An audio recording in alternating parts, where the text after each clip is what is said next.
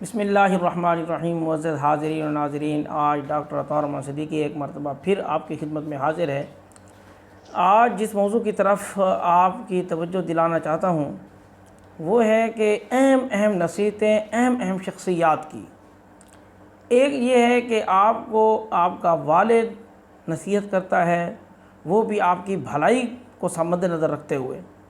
ایک ہے کہ آپ کی والدہ آپ کو نصیحت کرتی ہے، وہ بھی آپ کی بھلائی کو مد نظر رکھتے ہوئے۔ آپ کا دوست ہے جو مخلص ہے تو وہ آپ کو آپ کے نقصان سے بچانے کے لیے کچھ نصیحتیں کرے گا۔ اسی طرح آپ کا استاد ہے، وہ آپ کو نصیحتیں کرے گا۔ اسی طرح کوئی بھی شخص ہے جو آپ کو نصیحتیں کرتا ہے وہ آپ کی بہتری کے لیے ہوتا ہے۔ تو ہر ایک شخص اپنی علم اور اپنی استعداد کے مطابق یا اپنے تجربے کے مطابق وہ آپ کو نصیحت کرے گا۔ جو اس نے سیکھا یا جو اپنے ایک تجربے کی نچوڑ جو ہے نا وہ آپ کے سامنے رکھے گا۔ لیکن ایک ہے کہ آپ کو نبی جو اپنی قوم کو نصیحتیں کرتے رہے، وہ تو ایسی نصیحتیں ہوتی ہیں کہ جو آپ کو اس دنیا میں بھی فائدہ تو دیتی ہیں لیکن ساتھ ساتھ وہ آخرت میں بھی آپ کو بہت زیادہ فائدہ دیں گی۔ مثال کے طور پر اللہ تعالیٰ نے کم و بیش 1,24,000 انبیاء کرام اس دنیا میں بھیجے۔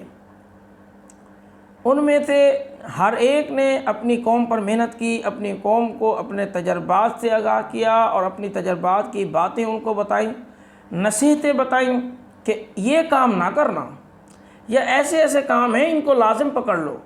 اس کا فائدہ کیا ہوگا؟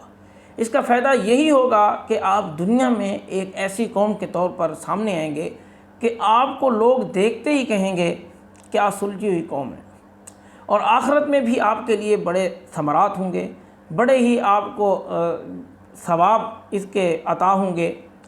تو اسی طرح جو 1,24,000 انبیاء کرام تشریف لائے، ان میں سے تقریباً سب نے اپنی قوم کو نصیحتیں فرمائی ہیں۔ تو آج ایک نبی کا تذکرہ کروں گا اور ان کی نصیحتوں کو تھوڑا سا آپ کے سامنے رکھوں گا تاکہ کسی دن کسی نبی کی نصیحتیں آپ کے سامنے پڑھ کر سناؤں گا۔ یہ اس لیے ہے کہ اس دنیا میں بھی ہمیں رہنے کی طور طریقے اور اسی طرح جو ہم نقصان اٹھانے سے بچ سکیں، اس دنیا کا نقصان اٹھانے سے بھی بچ سکیں اور آخرت کا ہمیشہ والا نقصان بھی ہم اٹھانے سے بچ سکیں۔ تو ہم تو کمزور ہیں، کتنے نقصان ہم اٹھاتے رہیں گے؟ اسی لیے ہم بڑوں کی باتیں، انبیاء علیہ السلام کی نصیحتیں ان کو سن کر عمل کرنے والے بن جائیں تاکہ ہم نقصانات سے بچ سکیں، اس دنیا کے نقصان سے بھی بچ سکیں اور آخرت کے نقصان سے بھی بچ سکیں۔ اسی طرح ان انبیاء میں سے ایک نبی کا تذکرہ کروں گا جس کا نام حضرت شیث علیہ السلام ہے۔ یہ ایسے اولو العزم پیغمبر ہیں اور ان کی جو نصیحتیں ہیں، تمام انبیاء کرام کی نصیحتیں ہمارے لیے مشعل راہ ہیں، ہم ان سے سبق حاصل کر سکتے ہیں، عمل کریں گے اس دنیا میں بھی کامیاب ہوں گے، آخرت میں بھی کامیاب ہوں گے انشاءاللہ۔ تو اسی طرح حضرت شیث علیہ السلام، ان کی پہلی نصیحت جو انہوں نے اپنی قوم کو کی تھی، آج ہمارے لیے بھی سبق ہے، کیونکہ ہم تو سارے نبیوں پر ایمان لاتے ہیں، ہم کسی ایک نبی کا بھی انکار نہیں کرتے۔ اسلام میں داخل ہونے کے لیے ضروری ہے کہ ہر نبی پر ایمان لایا جائے جو رسول اللہ صلی اللہ علیہ وسلم سے پہلے مبعوث ہوئے۔ آخر رسول اللہ صلی اللہ علیہ وسلم جو ہمارے آخری نبی ہیں، ان پر ایمان لایا جائے، اور اس کے بعد نبوت کا سلسلہ ختم ہے، ان کے بعد کوئی نبی نہیں آئے گا، یہ ہمارا ایمان ہے۔ تو اسی طرح کیونکہ ہم ہر نبی کو جو اللہ نے مبعوث کیا ہے حق اور سچ مانتے ہیں، اس لیے ان کی جو نصیحتیں ہیں ان کو بھی حق اور سچ مانتے ہیں۔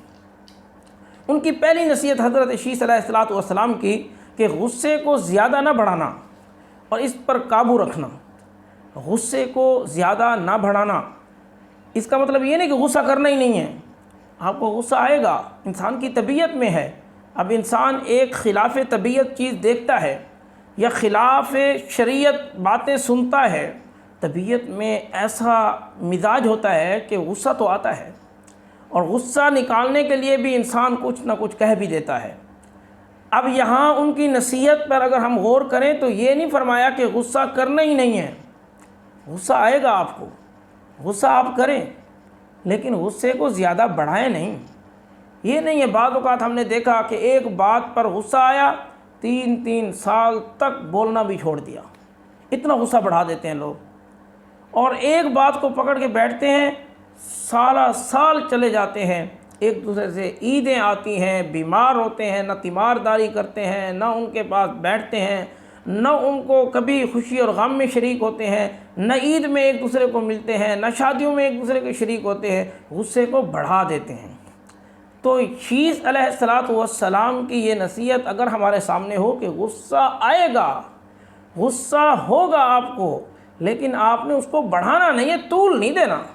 اگر آپ بڑھا دیں گے، اس کو بڑھاتے جائیں گے تو نقصان ہوں گے۔ اس طرح فرمایا کہ غصے کو زیادہ نہ بڑھانا اور اس پر قابو رکھنا، آپ نے اس کو قابو رکھنا ہے۔ غصہ آئے گا ضرور لیکن بڑھانا نہیں ہے۔ پھر فرمایا خدا کو پہچان کر اس کے احکام کے مطابق عبادت کرنا۔ عبادت تو اسی کی کرنی ہے، لیکن آپ خدا کو پہلے پہچانیں، پھر آپ اس کے احکامات کو پہچانیں، پھر اس احکامات جب آپ کو خدا کا یہ علم ہو جائے کہ خدا وحدہ لا شریک ذات ہے، اسی کے سامنے جھکنا ہے، اور وہ اتنا طاقتور ہے کہ اس سے بڑھ کر کوئی طاقتور نہیں ہے، وہ اتنا بڑا سخی ہے کہ اس سے بڑا کوئی سخی نہیں ہے۔ جب خدا کا تعارف ہمارے سامنے ہوگا تو اس کے حکم کو ماننا بھی ہمارے لیے آسان ہوگا، اور حکم کو بھی اس کے مطابق مانیں گے جیسے وہ فرماتا ہے۔ یہ تو دوسری نصیحت ہو گئی۔ اب تیسری نصیحت سامعین ذرا سماعت فرمائیں۔ غریبوں پر رحم کرنا اور ان کے گناہ معاف کر دینا۔ غریبوں پر رحم کرنا، ہم میں سے ہر ایک دیکھے جو غربا ہمارے سامنے آتے ہیں، ہمیں ان پر رحم آتا ہے۔ کبھی ان سے غلطی ہو جائے یا کوئی ہم سے وہ سوال کر دیں تو ہمیں ان پر رحم آتا ہے، یا ان کی غلطی ہمارے سامنے کوئی غلط ہو جائے تو ہم تو ان کو معاف نہیں کرتے۔ نبی علیہ السلام کا یہ معمول تھا کہ کسی کے سوال پر کبھی نہ نہیں فرمایا۔ اپنے پاس کچھ نہیں ہے تو دوسروں سے لے کر اس کو دیا جو سائل تھا، غریب کو دیا۔ لیکن یہ نہیں ہے کہ غریبوں پر بے رحمی کرنا یا غریبوں پر ظلم کرنا۔